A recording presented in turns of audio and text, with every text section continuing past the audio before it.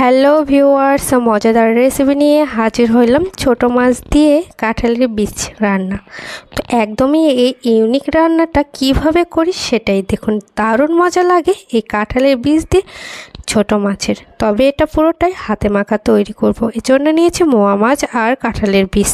কাঁঠালের বীজকে উপরের আবরণটা ছড়িয়ে আমি কুচি করে নিয়েছি। আপনারা চাইলে লাল আবরণটাও ঘষা দিয়ে ঘষে উঠিয়ে নিতে পারেন।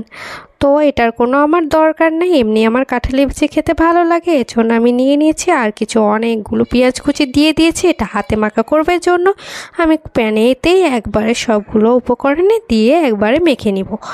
তো এখানে দিয়ে দিব এখন আমি পরিমাণ মতন সব কিছু মশলা। আদা জিরা বাটা অল্প পরিমাণ দিলাম, আর দিয়ে দিচ্ছি হলুদ পরিমাণ মতো, আর স্বাদ মতো লবণও দিয়ে দিব।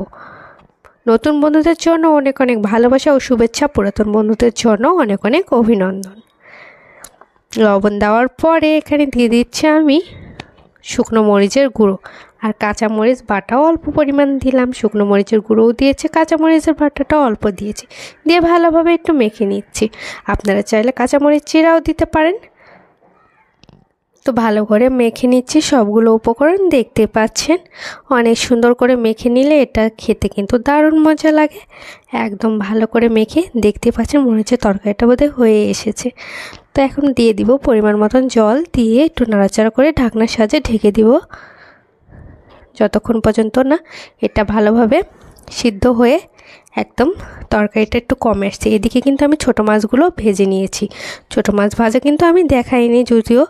তো ছোটো মাছগুলো ভেজে একটি পাত্রে আমি উঠিয়ে নিয়েছি। ছোটো মাছ বলতে মরলা মাছগুলো। তো ঢাকনাটা উঠিয়ে আমি দেখতে পাচ্ছেন একদম ভালোভাবে সিদ্ধ হয়ে গেছে, আর তরকারিটাও অনেকটা টেনে এসেছে। একদম ঝোলটা যে পরিমাণ দিয়েছিলাম ঠিক অনেকটাই কমে এসেছে। এ পর্যায়ে ফুটতেছে, এর উপরে আমি দিয়ে দিলাম মরলা মাছগুলো ভেজে নিয়েছিলাম নুন হলুদ দিয়ে, সেগুলো উপর থেকে দিলাম। দিয়ে একটু নাড়াচাড়া করে কিছুক্ষণের জন্য আমি ওই পাত্রেই রেখে দিব। তারপর প্যান থেকে পরিবেশনের জন্য একটি পাত্রে আমি নামিয়ে নিব। তাহলে কি হবে, অনেক সুন্দর একটা কালার আসে। কিছুক্ষণের জন্য প্যানে রেখে দিলেই তো হয়ে গেছে। তো